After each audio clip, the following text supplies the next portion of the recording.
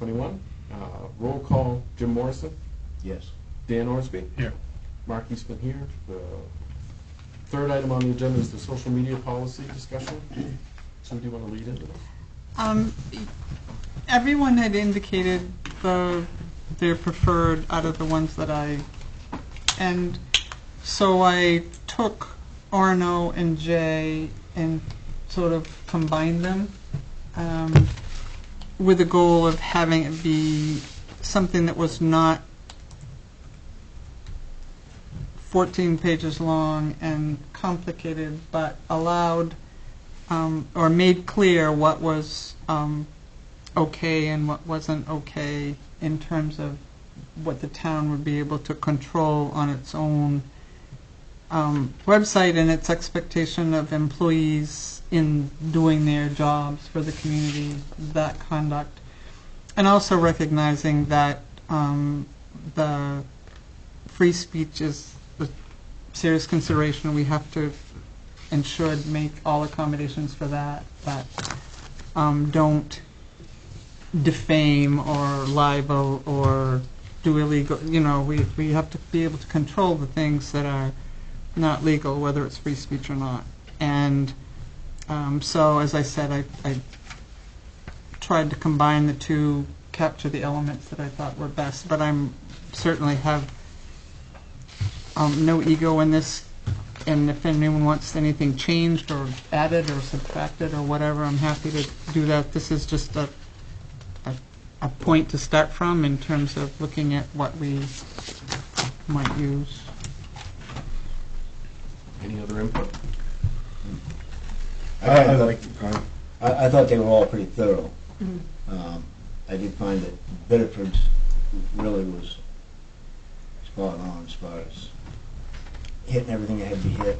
I mean, they looked like they were covered pretty good. They must have had a pretty good lawyer or somebody that made sure they were right, because I didn't see much in there that I wouldn't have agreed with. No, I like the one that you put out. I did. Yeah, I'm comfortable I with feel it as like well. it was. I like the detail to it, and so that you have some specifics in there. Yep. It's an attempt to say who's responsible for what in terms of oversight, which is important, and that sort of define so the public can see what the standards are if they wish to. But it also allows us, the issues that we've had have not been generally associated with posts that the town has put on our. It has been associated with things that people check in with that are not in response to anything that we've done, that then generate a whole lot of comments on an issue that wasn't raised by the town. And because another entity originally posted it, some people can't post on it, some people get blocked. And then the town is seen as the one that's done that, and we haven't, because it wasn't our post to start with. The original post was somebody else's. We just got it associated with us, and then whatever rules that original poster had are the ones that people fall by the wayside, and we get blamed, so to speak, for not allowing comment or those, and that's not what happens. And so if we can limit that kind of post, then and use our sites for information dissemination to our residents and visitors, which is what they're supposed to be, as opposed to some negative thing. If you think back to the stuff that I posted when the ship was at the dock, all I posted was information, and there was a lot of commentary. And I can tell you that none of it would have been removed under the terms of this, because it was people's right to say whatever they thought about the information that I presented. So it isn't, I guess I'm reassuring people, the public, the council, that this is not an attempt to limit anyone's right to free speech or opinions on the topics that the town posts for information. But if it's not something that the town posted for information and it generates a whole host of negative, we will limit that. That isn't a town-originated item, and it's not a town responsibility to maintain that on our page. So that's the, I thought there was a couple comments during that were extremely racial. Those won't be taken off, or?